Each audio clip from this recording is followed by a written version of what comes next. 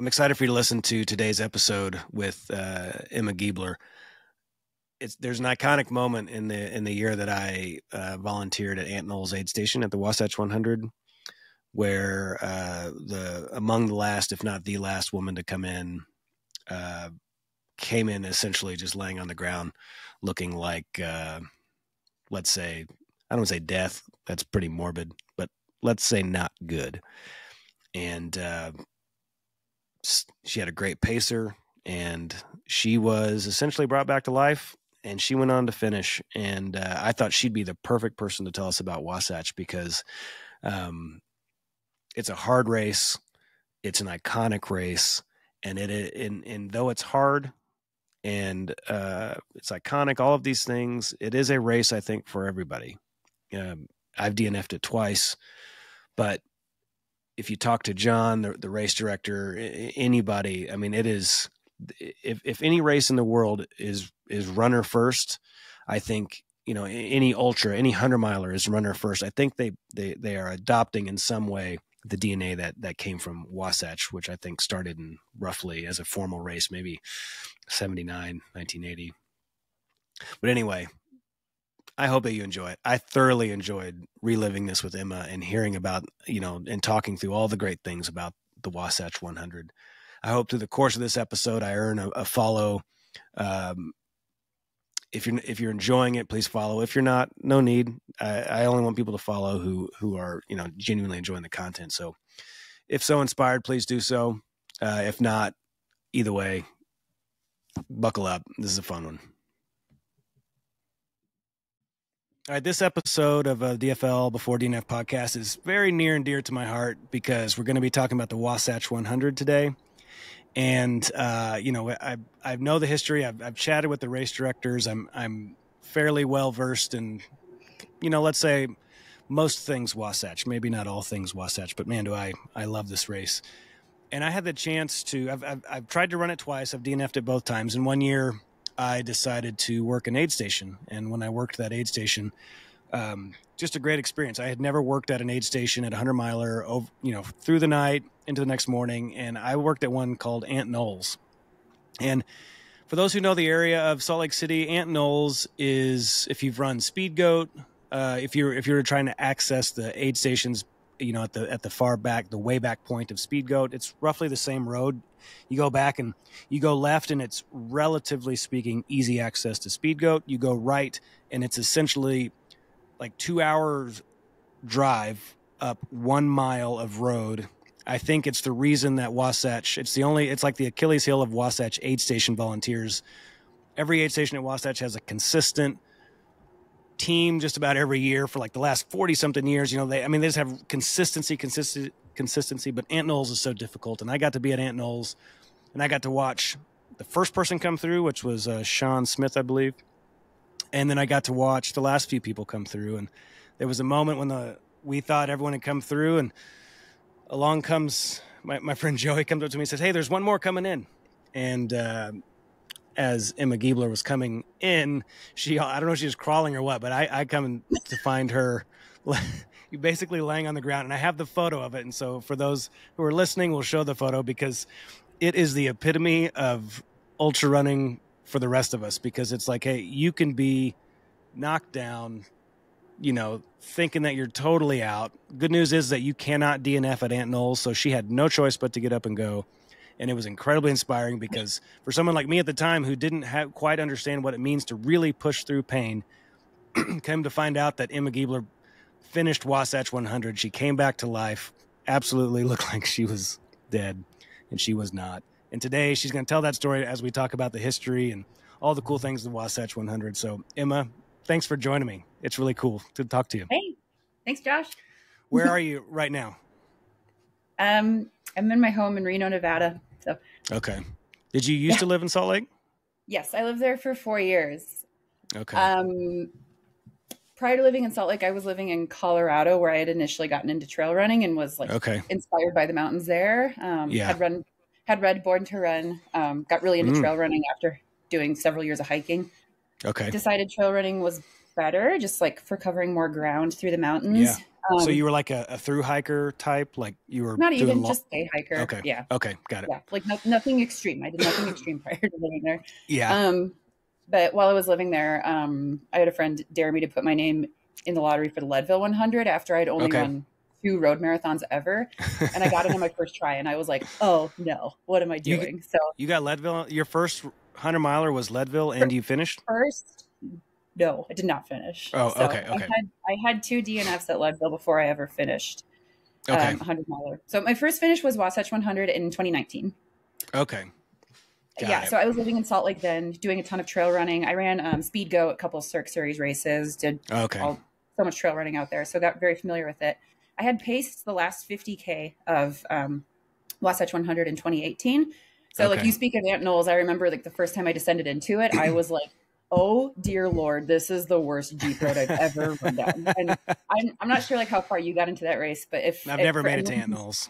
Yeah, for anyone who's done that race, that Jeep road is heinous. I think it is one of the cruxes of that race. Like, people came into that aid station, in despair pretty consistently, except for like the first like 5 or 6 people who were happy. After that, it was despair, and then it was like death. So, was I the last finisher you saw? Gosh, I don't know that anyone came through after you. At least I don't remember, but it's been a while. Yeah, but just the way that you came in was very memorable. I wish you had seen everything leading up to that, because it was. Yeah, well, I will someday, I hope. So tell me about that. So you're coming out of. Walk me from, we're just jumping right in. We're just jumping right into the middle of the course of Wasatch. Talk to me from Brighton, the Brighton aid station, into Ant Knolls. What's that like? How do you feel about it if I share from the beginning? Because that's honestly the crazier part. Really? Yeah, okay, absolutely. Because I've done the beginning, so I can understand it. Right. So, leading up to this race, like I had just finished nursing school, probably 2-3 months prior, like passed my boards and everything. Training was not my top priority that summer, I will admit. Yeah. But the night before, I didn't sleep well. I didn't prioritize nutrition. And then I go to run the Wasatch 100 that morning. And this was in 2022, folks. My second time at Wasatch 100. Yeah. I had come into that race thinking, oh, I know the course. I'll be able to run through it just fine. I've done it before, got a little cocky about it. So I get in there and I was just kind of hanging on by my previous experience. That's what I was fully trusting. Yeah. But starting out in the race, I bonked before I got to the first aid station. I bonked at mile 15 or 16, really early on. My nutrition wasn't there. Yeah. I tried to drag my corpse. Which let's note that how crazy it is that at Wasatch, aid station number 1 is what, mile 17 or 18? Uh-huh. Yeah, that's wild. Bountiful? Is that right? Bountiful B? Is that right? Bountiful B? Yep. I think so. Yeah. But yeah, barely made it to that aid station. Tried fueling myself, and it was a long, cold night, not to mention like how smoky it was that week too, with forest fires coming from California. Yeah. Yeah. So I saw people just dropping left and right. I wasn't doing so hot. My throat was charred from inhaling smoke. And by the time I approached Brighton, I was 6 hours behind schedule. And I was like, well, this is it. Like, I can't do this. Like, nothing is working out for me in favor of today. I was sleepwalking. I was zombie crawling, just couldn't do it. And so I sat down in Brighton, told them at the check-in point that I was dropping. And they said, okay, go inside, sit down. A guy named Mark is going to come talk to you. And I got to tell you, my crew was on board with me dropping, you're not destined to finish this today. We accept it. We get it. You look terrible. And I was like, yeah, I feel terrible. This is not happening. I was in tears, couldn't eat anything, freezing cold, just rough. I should also send you the picture from what that looked like too. Oh, please do. Yeah, I'll post that along with the one that I've got. Yeah. If I can find that. So I go inside to sit down at Brighton, and I'm at Brighton and the sun is starting to rise. And at this point in my head, I'm like, there's just no way this is going to happen. I have a 50K left, and I only have 10 hours to finish this race, which I know what that last 50K is like. It took me 13 hours last time. This is just physically not even possible whatsoever. Yeah. So one of the race officials, Mark, comes down and sits next to me, and he's got a clipboard with a DNF form on it. And I think that was a little turning point for me, just seeing the form on the clipboard. It was a very interesting manipulative tactic, I feel. But as soon as I saw that form, some deep, dark demon inside my head was just like, that don't sign that. Like, you don't want to sign that, wow. do you? So, but I was like still in tears, just like convinced I wasn't going to be able to do it. And he gave me a pep talk for like 15 or 20 minutes. Wow. And he was basically just like, look, you're not injured. I think you should just try, you know, like, he's like, I've seen people finish at this hour. It is possible. And I was like, dude, there's no way this is going to happen. But he's like, okay, yeah, whatever. Eat a donut, have some orange juice, get out the door. And that's exactly what happened. Really? So, yeah. And as I was walking out the door, you know, my pacer, who was like already having beers at this point, was just like, she's going. Oh, shoot. So he quickly changed his clothes and everything and comes out probably like 5-10 minutes right behind me and catches up with me on the climb up Brighton. And it's sunrise at this point, and like, I'm still like doubting myself and like crying about it. Like, I cry a lot, whatever. And if for some reason though, on that climb, like I felt really weak, but a part of me was like, it was just like some like really deep, distant voice that like was me, but also wasn't at the same time. And this was like where I really got the experience of like digging deep, because like everything was working against me. But like some voice in my head was like, it would be so cool if you finished. And that's like what kind of kept me going. So I topped out on Catherine's Pass, and then did that heinous Jeep road down into Ant Knolls. It takes like 2 miles or so. Like, you're tripping over your own feet. Yeah. It's terrible. Anyone who's done it, you know.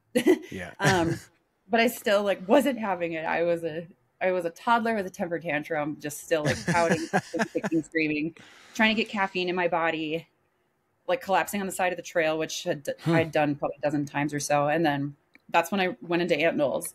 And yeah, I would love to hear your perspective on this too. But you know, I got in there and I was like, I'm dropping here, and nobody there would let me, because they're like, no, you can't do that here. And I didn't believe anyone. I was like, whatever.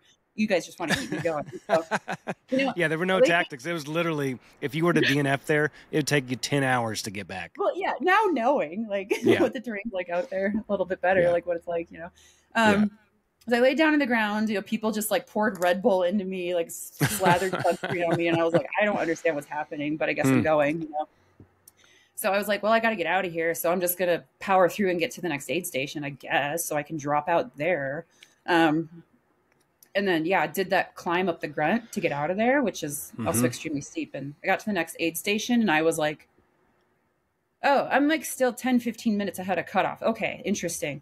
Wow. And then it was like another voice clicked in the back of my head too, because I knew I had a lot of friends and family tracking me. And there was like some other dumb little voice in my head who, you know, like, I've been hallucinating at this point. So like, whatever, like your mind's altered. The voice inside of me said though, like, do it for the fans, Emma, just do it. Like, the dumbest stuff kept me going, but it's what worked, you know? So it did. I kept moving through that next aid station, and then finally, I mean, it was like 9:30 in the morning. I don't even know, but I finally got up on that ridgeline, and the sunlight hit me. The sunlight hit me that morning, and I suddenly was just like, oh, we're here. Like, I feel like I'm just now getting my first wind. It's mile 80 at this point. Yeah. And getting my first wind. Like, that to me is like such an absurd thing to be happening. Yeah. So I was like, I looked at my pacer and I was like, let's go. Or he probably has a different story to tell, because, And who was your pacer? Is my friend Hank. He lives in Salt Lake City as well. Okay. Yeah, I feel like I remember chatting with him for a little bit while you were you were there. I remember chatting with him a little bit of like, he's like, I think she'll be fine. Like, he's like, she's tough. I'm like, I'm so impressed that you think she'll be fine. He must have known you really well or not known you at all. I don't know. So I met Hank probably a month or two prior, right after Speed Goat. I didn't run it that year, but I was there helping a friend out, and I met him right after. And he just seemed like the right person. One of our mutual friends introduced us, and immediately, she like mentioned I was running the Wasatch 100 that year, and immediately he's like, oh, you need a pacer? And like, just something about him, I was like, yes, you're the guy. You're going to take me to the finish line. Like, and I cannot, like, this was his first time racing, and I cannot commend him enough on the job that he did, because like, he had it calculated down to like the minute, like how fast we needed to be moving. Yes. Yeah. He was just so unshaken. Yeah. I was just impressed by how unshaken he was. He was like, yeah, no, she's going to be fine. you guys just, let's get her what she needs. Let's get going. So yeah, there you go. Yeah. Yeah, he kept me moving. You know, I didn't really want to go as fast as we were going, but I think we were doing 12 or 13-minute miles for the last, however many miles or so. And like, you know, that's awesome. As I was moving too, I was like, okay, like again, like that message of like, do it for the fans, like do it for the people that are tracking me. I started just blasting through aid stations. I didn't stop at the last 2 or 3, I think. Wow. Because I was like, I know this is going to be tight. And this has been like the hardest thing I've ever done in my life, even though I've done this course before. But I was like, it would be one hell of a story if I could finish this race today. Yes. So I kept moving, hustled through the heat and the smoke. You know, at this point, like my throat is so charred. I know so many people dropped this year because of how cold it was and like how smoky it was. Yeah. And I was figuring out how to nose breathe for the last 20 or 30 miles, which I don't usually do when I'm running. So just kept going, kept moving. And then I was like, I'm going to finish this. He's like, I don't know. It's pretty tight. Pick it up.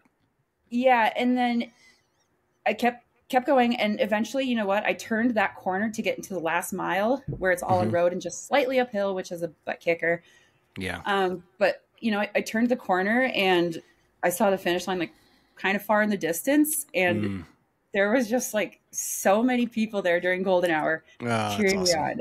And it was, just coming across that finish line. Like my friends saw me, they had signs, they ran with me, and I was like getting all emotional. And I came into the finish line and I finished with 2.5 minutes on a 36-hour clock. Goodness. 2.5 minutes. 2.5 minutes.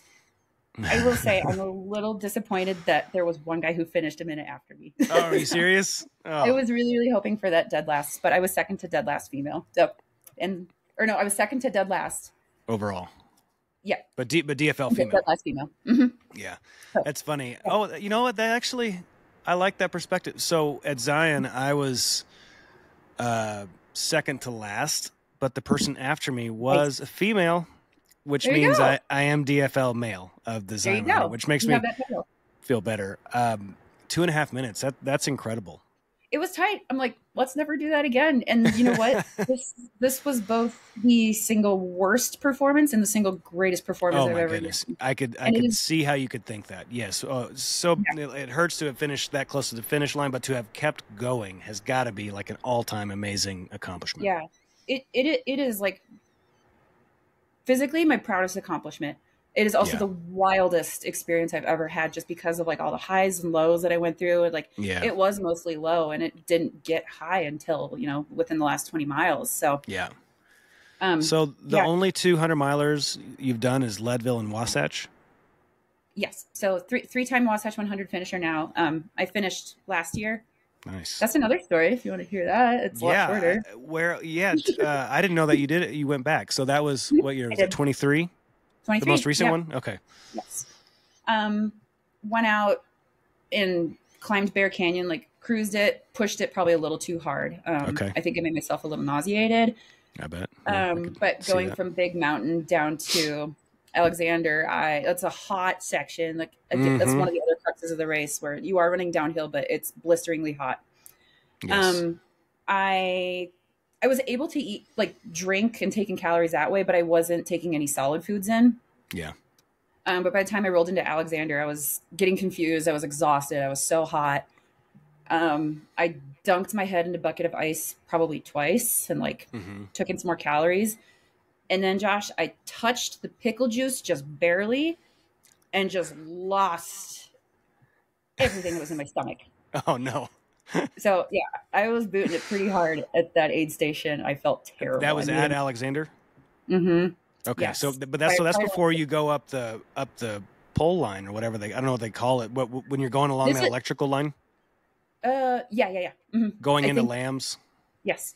Mm-hmm. Yeah. Right before then. So So you still had some really exposed stuff ahead of you. Yeah. Mm-hmm. And I got to that, like I didn't puke until I was at that aid station, but everyone saw it happen and they were just like, you need to stay. I was like, oh. Yeah. Okay. That's and hilarious. They're like, let's get you some calories in, then let's get you moving. And I was like, okay. And they're like, are you okay? Like, emotionally, are you okay? I was like, yeah, I've actually come back from worse. And I was thinking of the previous year. I was like, I'm just a little sick right now, but like mentally I'm doing great. They're like, what? Like, very confusing. So I was held for an hour at that aid station. But then they eventually kicked me out. They're just like, okay, like you've got enough ramen in your tummy, like see how you do. And I was like, okay, we'll see. I left the aid station, immediately puked again. But after that, I started to feel a little bit better, and then kept moving and just like picked up the pace and went blisteringly hot into Lamb's Canyon. Nice. And then the second half of the race is like kind of history. I just kept pushing and like blasted past everyone through Brighton and everything. And I ended up finishing like, I think just over 33 hours. Oh, dang. And I will say that like the contrast between 22 and 23 are pretty stark. And like 23 that is still to this day, like, even though like I vomited mid-race and got heat exhaustion, that is still my strongest race to date. Really? So it was a really cool experience, like come back from that. And my biggest takeaway is like, you know, I'm a 3-time finisher of this race now. And each experience has been so drastically different. So that's like what's been cool. So a lot of things to learn from it. So I love that. So what was your, give me your 3 times. I know that. So 22 was, you know, almost 36 hours, and you had 33. What was 2019? 20. What did I like? My time or how did it go? Yeah, your Honestly, time. It was my first finish, and when I still like look back on that day, I'm like, I had a perfect day. You know, like there's really like nothing eventful. Like I had like the best run of my life and just like cruised through. Like the night demons got to me at like 4 a.m. and I had a little bit of a mental breakdown, but I managed to cruise into the finish and like cursed every swear word in the book on that last 5 miles of the course. But I think I finished sub 33 that time. So that was actually my fastest one. So, yeah. So, well, I don't know that I oh, no, that's fine. I don't know that I know too many people who have done Leadville. How would you compare Leadville to Wasatch? How I know that Leadville, you're up above 10,000 feet. It's grueling. It's intense, of course. But Wasatch is among, you know, the more grueling and more intense. So how would you compare those two? They're pretty different. So I had two DNFs at Leadville. It's a very different race. I don't know if you've ever like been to the event or anything like that. No, I've been to Leadville a handful of times, but never to the event. It's much bigger. Lot more runners available. Available. A lot more runners are a part of it. I think the cutoff times are much more aggressive. Okay. And I don't want to make the excuse that I'm slow, because I am slow, and that's fine. But like, I think the cutoff times were a little aggressive. My first experience, you know, I just timed out at like mile 62 at Twin Lakes. That course is very different too. It's not nearly as rugged or mountainous as the Wasatch 100 would be. There's a bunch more like road running in it, kind of rolling trails. Then you have your bigger climbs are in the middle of the race. So you go up over Hope Pass and back, it's a pretty brutal climb. But it does not compare to the elevation gain and descent of Wasatch 100. You know, Wasatch 100, you're always going up or down. And anytime you get sick of climbing, you start descending and vice versa. So I'm not a strong road runner, you know, and Leadville involves a whole lot more flat running. So I think I kind of blew myself up on that race a couple of times. The farthest I made it was about mile 80 at the fish hatchery, or I think it's like just under mile 80. Oh, right. It was my first time like really pushing myself till 3 or 4 in the morning. But I ended up basically getting talked into dropping. The opposite of Wasatch. Yeah, experience. I know. So at Wasatch in 2022, when I was talking to that guy, Mark at Brighton, I told him, I was like, hey, look, like, thank you. This is a very different experience from what I had at Leadville, I think like a couple years prior. So I was really, really grateful for that. And, you know, when I DNF'd at Leadville in 2018, I was honestly like pretty disappointed that I like let them talk me into it. So I think now knowing like what I can push through. I think we've stumbled on something here that I wanted to get to, but we arrived at it quite naturally, and it's what I love about Wasatch. And I think every 100-miler is runner. They care about the runner deeply. Of course they do. I'm not saying that they don't. However, Wasatch head and shoulders above a runner first experience. Like, that's what they care the most about. If you ever go to the bib pickup at Sugar House Park, it's my favorite. I quote it all the time because John, who's doing the pre-race rundown, he stands up, and this is in stark contrast to like a Western States. He stands up and says, "I'm sure there's some really great famous runners here today, and I'm not going to recognize any of them." And his point is not to be a jerk to them, but the point is to say, hey, we're not here to be the marquee race. We're still, even though we're the second or third 100-miler in the country, started in 1979, 1980, something like that. We are still about the runner, and that's what we're going to champion. And I think that's what I love, how you naturally say Leadville kind of talked you out of it.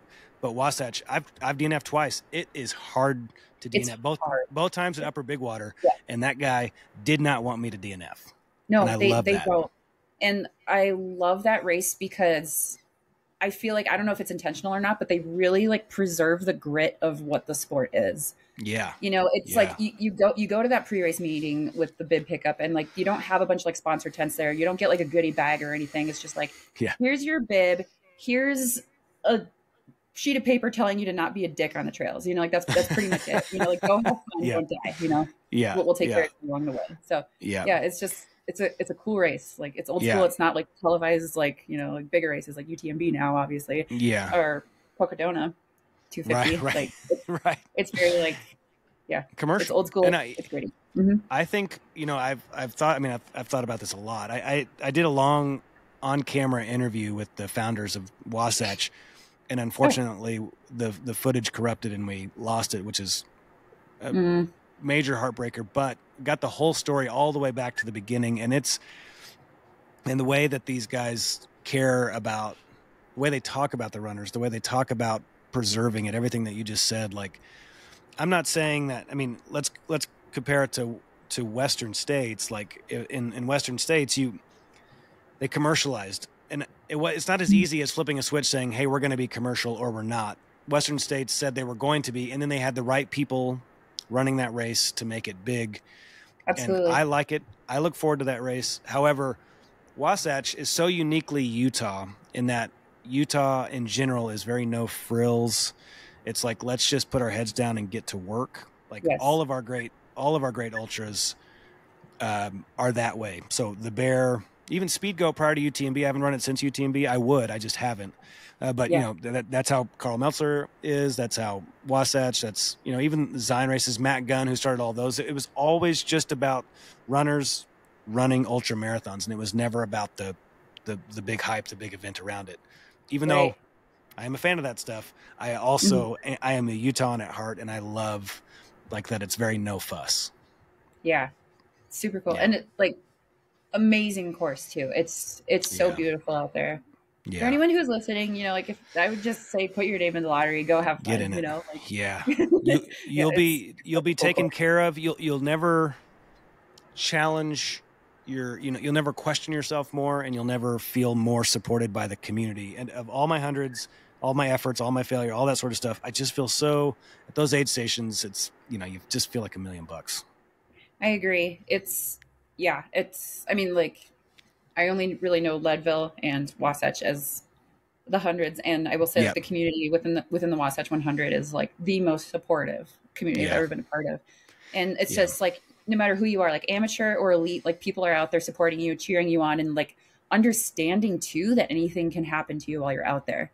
And there is something so incredible too when you're running with a buddy for 10, 15 miles, like early on in the race, and then you leave ahead of them at an aid station around mile 35, and you don't hear or see from them until mile 95 when they're blasting past you. And you're just like, oh, what kind of day did you have? Like, this is incredible. Like, go for it, that is just like one of the coolest things, And I will say one more thing that was super special about the race in 2022 is I ran it with 3 of my girlfriends.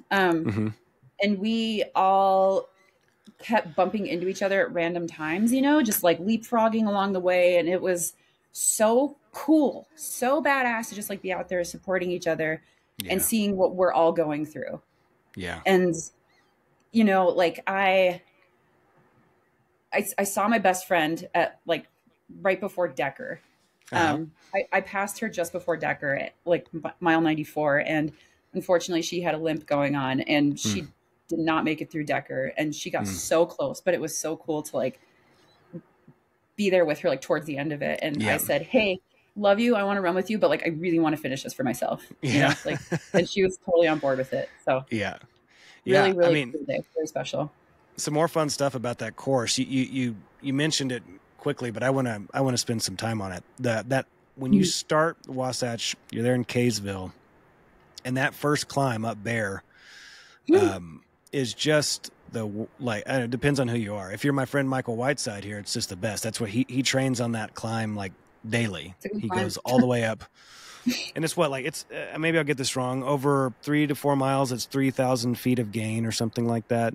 Oh, I thought it was like, so I think the climb starts like a couple miles into the race, and I think it's closer to 4,500. Is it? Okay.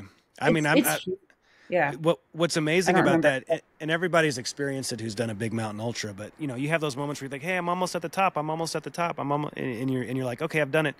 And it's maybe like a false peak or whatever, and you've got some more climbing to do. Well, the Bear is the worst of all of anything at that, because you think you are climbing up Bear Canyon. Once you get really high up there, that last push is just a kick in the teeth. But you're getting it as the sun is rising. Like, that's the perfect, like, I'm dying. The sun's rising. This is incredible. I can't believe I'm doing this. You know, that climb up Bear Canyon in 2022. So start off the race, huge climb. You start in the dark, and then the sun rises as you're climbing, and you start to see the whole entire valley floor below you. It's really beautiful. But that morning in 2022, we all were recognizing that as the sun was rising, how smoky it was. Yeah. And I think for me, that's when I started just shut down mentally, because I was like, oh no, we're going to run in this crap all day. Yeah. Into tomorrow. Like, this is going to be a brutal, brutal day. And I wasn't the only one thinking that on the trail either. So wild. But otherwise, like, that is like such a gorgeous sunrise. And, you know, once you come out of Bear Canyon, you start descending, and you're running through the mountains with your best friends all day, and then people just hand you food. Yeah. Like, what's not to love? So. Was 2019, was that the year that it was the 40th anniversary? It was. Yep. Okay. So I ran it that year as well. And, wonderful. I made it at Upper Big Water. And I remember it was cool because you normally start at, let's say, 5 a.m. Well, they let people who ran it like in the 80s, they let them, instead of a 36-hour cutoff, they gave like a 42-hour cutoff, and they let them start really early. And so, you know, I was back of the pack. I was undertrained. I really should not have started. I had spent the previous 6 weeks in Amsterdam, 12 feet below sea level with 0 vert. So I was at the back of the pack with these awesome guys who had like 20 finishes, and they were like, yeah, they're probably close to 70. And they said, yeah, we're definitely going to be done at Big Mountain. We're just getting to Big Mountain for old time's sake, which was incredible. Again, another thing that makes the race so special, because it's of how old it is. Yeah. But some of the things that I loved when talking to the race directors was, you know, they were literally in the era when you were duct taping bottles to your hands. And like year one of the Wasatch, or like the quote unquote Wasatch, whatever, it's changed so much. It was like 10 or 11 people, and finishing in like, you know, first place was like 29 hours or something like that. And I'm probably wrong on those exact facts, but the spirit is there of that this race was born out of like just a genuine love for these trails, long, like decades before there was gear that was made just for running these trails. You know what I mean? Right. Like, it was just a fierce love, and it's super cool. Yeah. And I commend those runners, you know, like they didn't have, they probably didn't have like the soft flasks or like the carbon fiber poles, or you know, 0 drop shoes and gaiters. I don't know. Like, it was tougher back then, you know? Well, I haven't, there's a new Emma up here, and I think her name is Hannah. She ran the 50K that we put on, and it was, you would love her. She comes in like, maybe, I think she was second to last, and she comes across our finish line, and she didn't see a bib, and she didn't have a pack on, and she wasn't even really wearing like what you would consider clothes that one would wear for an ultra. And she crosses, and she's like, am I done? And I said, oh my God, are you running the race? She said, yeah. And then she puts her cotton t-shirt back on, and the cotton t-shirt just has her bib number. And like, oh my God, you just ran it. And she's holding a Kirkland water bottle that she would use at the aid station. We were getting stories later that she would like crumble it all the way up, and then when she get to an aid station, she'd just blow in it, and her plastic bottle would expand. And she did a 50K with 6,000 feet of gain in like, I don't know, 9.5 hours, crosses the finish line. She's missing one earring. She's the happiest person that you would have ever met. Oh, she's like, I've never done this before. I just signed up. I didn't know what to expect. I just kind of wore these clothes, and I brought my water. And she's like, did I do it wrong? She said, I think I did it wrong. And I said, oh my God, are you kidding? Like, there's you no did right it. Way. Like that was, and if there is a right way, you actually did it the right way. Like you just performed out of a love of these trails. So it was, I got her picture too. It was fun. It's a good picture. And it's this stuff that I love about ultra running. It's, you know, like I only dabbled in road running with my 2 marathons or whatever, but it's so funny to watch the contrast. Yeah. You know, like both sides like to make fun of each other, you know, sure. But we're all friends here. But like, you know, like in road marathoning, it's like very, like your training is so structured. You have to follow like a certain plan, you know, like hit these miles and everything. Like, and you're just running and drinking water and Gatorade every 2 miles, right? Where and you gels. But like out there in trail running, it's like, I feel like my training's usually like pretty unstructured, and like I'm just there to like be out in the mountains and like move around and like eat whatever snacks I want, you know, and like and like I really don't know if there is a right way to do this, because like you look at all these different training plans, everyone's got different methods, and like again, pros and amateurs, like they're all kind of like equals out there. They're all just moving, and like they all have their own shtick. So, but it's like I love seeing the runners out there who kind of do the unimaginable.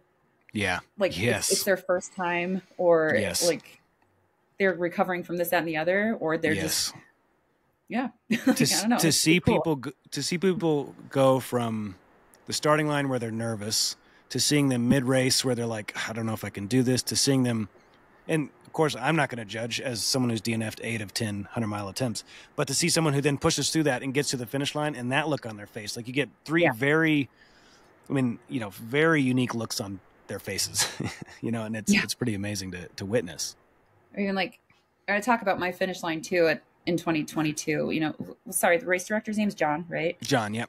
Yeah. He was standing there though on the other side of the finish line, and like I ran in, I crouched down for a second, and he like kind of grabs me to pick me up and gives me a biggest hug, and I started just crying again, like into his shoulder, and I was like, I can't believe I just did that. Like I can't even tell you like the day I just had. Like, thank you for putting on such an incredible course, but I was like, but why do you have to make it so hard? And I think he said something along the lines of, well, because it's fun, you know?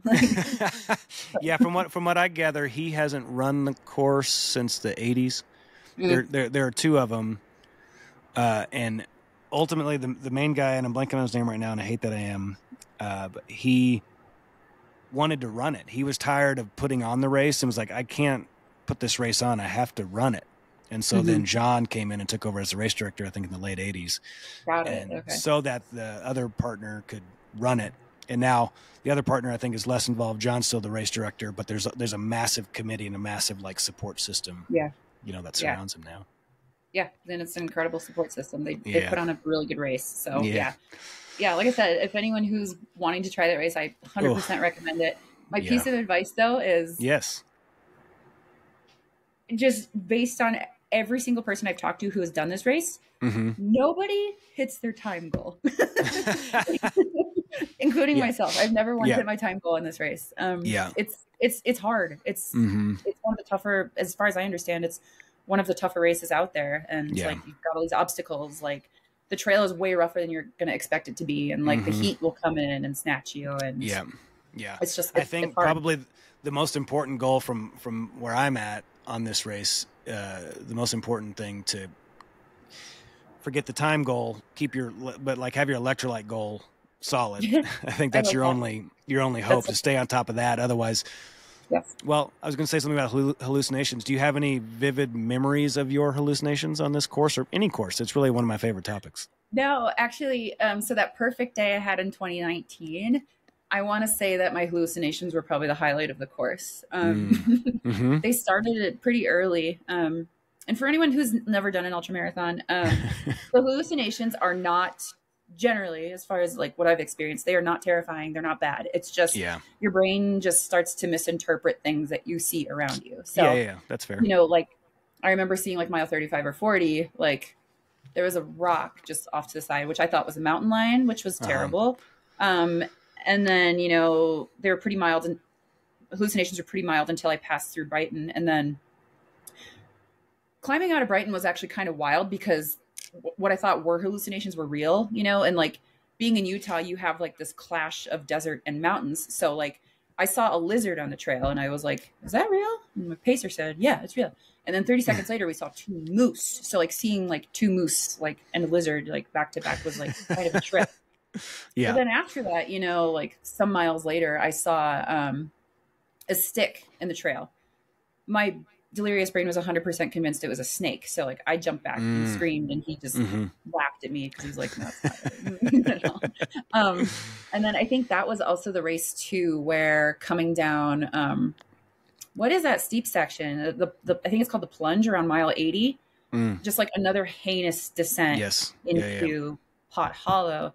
It was around sunrise, like the next morning, and like there's just like tall trees standing and like beautiful sunrise, but like my brain was interpreting one of those tall trees as a 60-foot tall Grim Reaper overlooking the sunrise. And I was like, that can't be good. How do I feel about the Grim Reaper?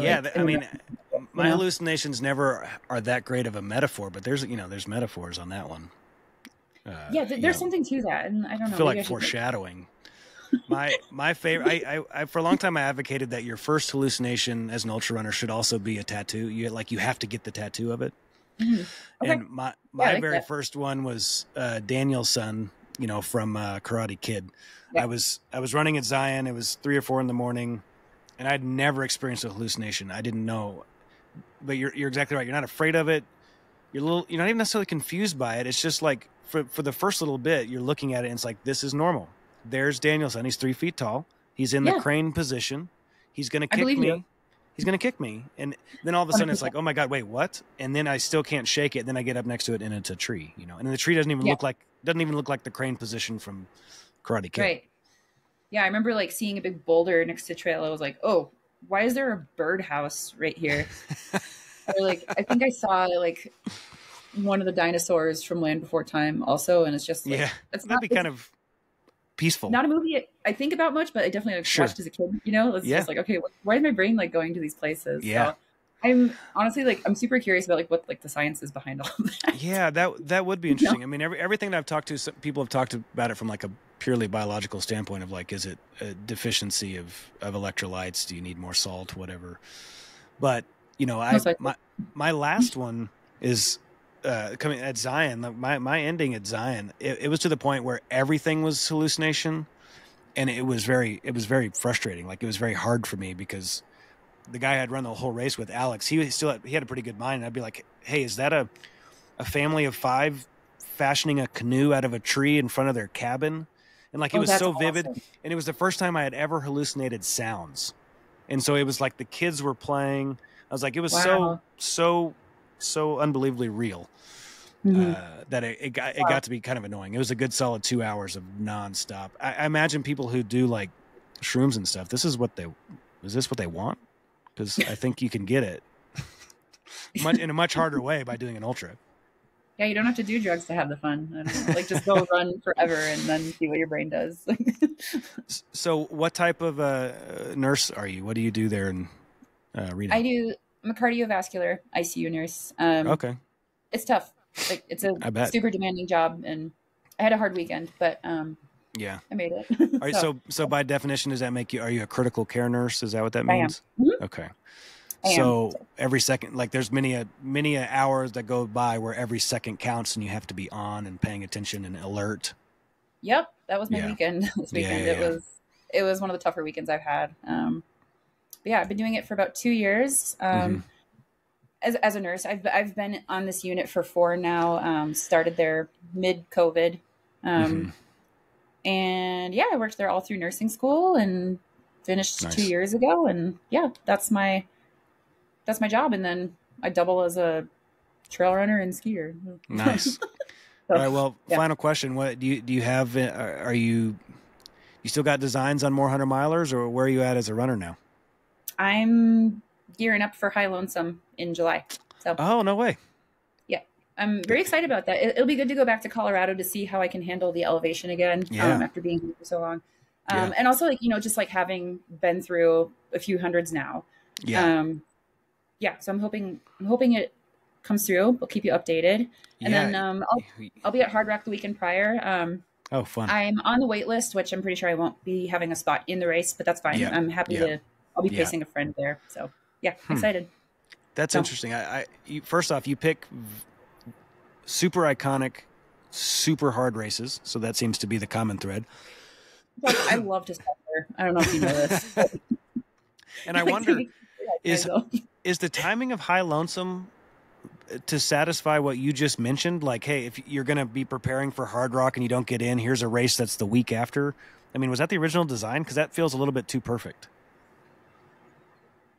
Sorry, how do you mean? Sorry, or well, like if you're fit enough to run High Lonesome, let's say you want to get into, say you're on the wait list for Hard Rock, and you get into High Lonesome, you can train for High Lonesome. Not to say that you just dispense of your entry into High Lonesome like it's nothing, because that's a super cool race. I'm excited. Yeah. If you got into Hard Rock, I mean, imagine anybody who got, one of those 121, 125 spots in Hard Rock would ditch their High Lonesome for Hard Rock. I'm very excited about High Lonesome, but I'm 100% ditching it if I do get. I gotta imagine anybody would. Yeah. I mean, it's elusive, and like that lottery is tricky, and like I'm honored to even have a spot on the wait list. I think I'm 25th in line right now, so I really doubt I will get a spot because I don't think people really drop out of this race. But like, well, I'm doing an episode on High Lonesome with a woman named Bree Sullivan here soon, so I'm excited to learn more about that race. My dentist, Eric Storheim, he's like a local legend here. He was I know the name. He was in. It was like his third chance to go to Hard Rock, and he had an accident this year. And I haven't talked to him since. I'm assuming he's not going to do it, but that'd be fun to hear more about Hard Rock. So if you get in, let's come back and I want to hear about Hard Rock. Yeah, I'll keep you posted on how things pan out. But for now, I'm just planning on going to High Lonesome, and I'm excited to see what it's all about. I think that's a cool race because it's progressive, honestly. Like half the field is women, and I don't think there's any other race out there right now. Correct me if I'm wrong. Was that by design? Did they like push 100%. For that? Oh, okay. 100%. Yeah, that'll be interesting to learn more about. Yeah, they really advocate for getting more women out and doing the sport. And I think that's going to be super cool too, because, I had the realization of I might be one of the more seasoned runners in this race. I think for a lot of women, it's going to be their first 100-miler. So I'm really curious to it's a big 100-miler. Yeah, I know. And I'm curious to see how it goes and how I can support others and well, I think it's just gonna be awesome. So on that note, since you mentioned it, I think there's a race in Idaho that does that too. Lucas Nelson puts on a race, and I hate to say that I don't know actually. Just so it's not the I Am Tough, is it? I don't think it is. Let's see. Nelson race. I'm just looking it up since I want to get it right. Am I going to get Luke Nelson? Not Lucas Nelson. I think Lucas Nelson is Willie Nelson's son. Luke Nelson. Okay. That's a good trivia question. Well, Scout Mountain. Shout out to Luke Nelson and Scout Mountain, and Lucas Nelson, who is a really great guitar player. Okay. Awesome. All right. Well, that was a fun tangent. Hey, Emma, your 2022 effort is legendary. So I'm stoked. Thank you. To get to hear about it. I carry it with a badge of honor. Yeah. It's a story I share with a lot of friends, and they're probably sick of hearing it. But I'm really proud of what I did out there today, and it was you should be. A pretty life-changing thing to do. Just to see what happens when you hit rock bottom and keep pushing. So and you're able to keep going. I love it. All right. Well, thanks, Emma. Thanks for your time. Appreciate you. Thank you. Thanks, Josh.